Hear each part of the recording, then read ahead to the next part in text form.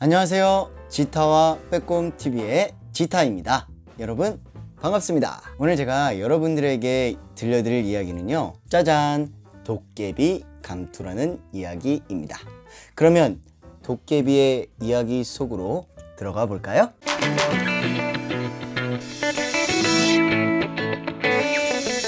오늘의 이야기, 도깨비 감투. 이야기에 들어가기 앞서서요, 여러분들 그거 아세요? 한국 도깨비와 일본 도깨비의 차이점. 보통 이 사람들은요, 도깨비 하면 제일 먼저 생각하는 게 머리에 뿔이 나 있고, 그리고 방망이를 들고 다니는 무시무시한 모습과 우스꽝스러운 모습을 하고 있는 것으로 많이 생각을 합니다. 하지만요, 한국 도깨비와 일본 도깨비는 전혀 다르게 생겼습니다. 한국 도깨비는요, 뿔이 없어요. 그러면 어떻게 생겼냐? 각 지방마다는 좀 도깨비의 모양이 좀 다양하지만 대부분이 장난꾸러기 같은 얼굴을 하고 있고요. 그리고 사람이나 동물 아니면 사물의 형태를 가지고 있었습니다. 한마디로 좀 친근감이 있다는 말입니다. 사람들을 이제 놀려먹는 재미로 살아가는 도깨비인 거죠. 한국 도깨비는 어떻게 보면 되게 개구쟁이, 장난꾸러기 스타일의 도깨비인 거죠. 그에 반면 이 일본 도깨비는요, 오니라고 합니다. 이름이 오니예요. 오니. 이 오니는요, 머리에 뿔이 있어요. 뿔. 그리고 성질이 포악합니다. 그리고 사람들을 괴롭혀요. 그리고 옷차림은요, 파란색 또는 붉은색 바탕을 띠는 옷을 입고요, 무서운 눈과 개기스러운 모습을 하고 있습니다. 이제 가끔 이 한국에서도 이런 오니 같은 머리에 뿔이 있고 성질이 포악한 도깨비들이 등장을 하는데, 이러한 이 도깨비는요, 원래 한국의 도깨비가 아니라 일제시대 때 일본에서 넘어온 것으로 알려져 있습니다. 우리가 잘 알고 있는 이 혹부리 영감 이야기 역시 일본에서 한국으로 넘어온 이야기로서 한국 도깨비와는 맞지는 않은 거죠. 혹부리 영감 이야기는요, 1941년 일본 초등학교 국어책에 나와 있습니다. 자, 그러면 이제 본격적으로 이야기 속으로 들어가 보죠. 옛날에 아주 부지런한 아저씨 한 분이 살고 있었습니다. 이 아저씨는요, 집에 땔감이 떨어져서 산에 가서 땔감을 구하기 위해 길을 떠납니다. 근데 갑자기 비가 내리는 거예요. 아이 뭐야, 이거 갑자기 비가 내려. 아이 막 비가 이렇게 두두두두두두두두두두.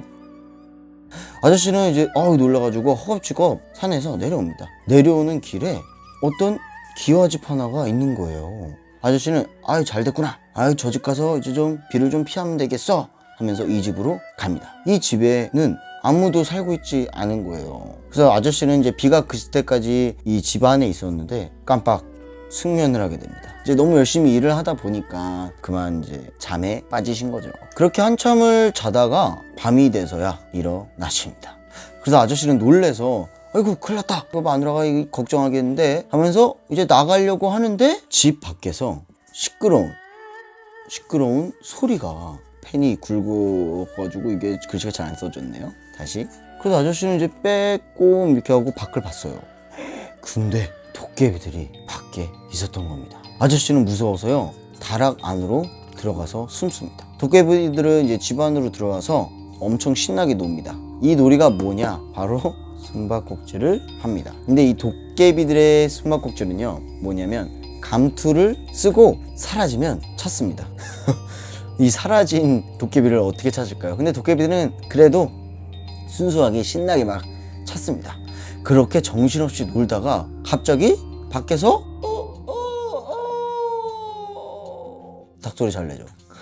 아침이 온 겁니다. 도깨비들은요, 놀래서 어떻게 빨리 가야겠다 하면서 후두둑 나갑니다. 이제 도깨비들이 다 가고 다락에서 나옵니다. 그 아저씨는 놀란 이 마음을 진정시키고 집으로 가려고 하는데 어라? 이 방 구석에 뭐가 하나 있는 거예요. 그게 바로 무엇이냐? 도깨비 감투였습니다. 아저씨는요, 이 감투를 가지고 집으로 갑니다. 집으로 가서 마누라한테 보여줘요. 감투를 딱 쓰고 숑! 어머 여보, 어머 어디 갔어요? 하고 탔습니다. 아저씨는 감투를 벗고 여보, 나 좋은 생각이 났어 하면서 감투를 가지고 밖으로 나갑니다. 바로 도둑질입니다. 아저씨는요, 가게라는 가게에 다 들어가서 훔칩니다. 사람들은 물건들이 막 둥둥 떠다니는 거예요. 그래서 어머, 도도도도도도도, 귀신이다 하면서 사람들은 정말 넋을 잃고 쳐다봅니다. 아저씨는 그냥 신이 나서 모든 가게에 들어가서 막 돈통도 훔치고 옷도 훔치고 신발도 훔치고 그래서 집으로 다 가져갑니다. 헤헤, 나는 이제 부자다 하면서 되게 좋아합니다. 그래서 어느 날 다시 또 어김없이 또 훔치러 감투를 쓰고 나갑니다. 장터에서 싸움이 난 거예요. 그래서 아저씨는 이거 좋은 구경인데 하면서 싸움하는 장소로 갑니다. 근데 싸움하던 어떠한 사람이 담뱃재로 그 상대방을 딱 휘둘렀는데 그 불똥이, 담뱃재 불똥이 아저씨 감투로 튑니다. 아저씨는 놀라서 아이고 하고서 도망갑니다. 근데 감투에 구멍이 나요. 구멍이. 그래서 아저씨는 마누라한테 구멍을 좀 메어달라고 헝겊으로. 그래서 그 구멍을 이렇게 헝겊으로 탁 메꿉니다. 아저씨는 마음에 들어서 다시 아이 좋아 하면서 다시 쓰고 나가죠. 그래서 이번에는 어딜 가냐, 소금 가게로 갑니다. 이 옛날에는 이 소금이 되게 귀했대요. 그래서 이 소금을 훔치러 갑니다. 근데 소금을 들고서 이렇게 나오는데 그 소금 가게 주인이 도둑 왜 놀랐을까요? 바로 이 헝겊이 둥둥 떠다니는 거예요. 이렇게. 그러니까 그 감투를 쓴 아저씨는 이게 투명인간, 그리고 요 부분만 보이는 거예요. 요 부분만 하늘에 둥둥 떠 있는 거예요. 그래서 아저씨는요, 사람들을 불러서 이 부분을 때립니다. 이 부지런한 이 아저씨는 아프죠. 사람 살려 하다가 감투가 휙 하고 벗겨집니다. 사람들은 놀래죠. 에이구, 저렇게 부지런하던 사람이 어쩌다가 도둑이 됐을꼬 하면서 이야기는 끝이 납니다.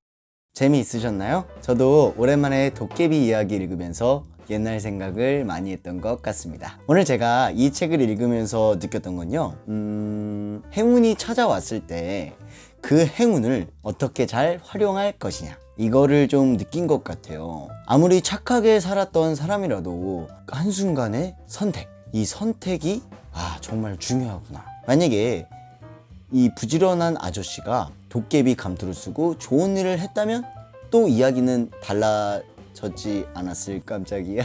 보리야, 우리 보리 신났어. 죄송합니다. 저도 깜짝 놀랐어요. 요즘에 계속 촬영할 때마다 보리가 저기 위로 자꾸 점프해가지고 저도 상당히 당황스럽습니다. 네.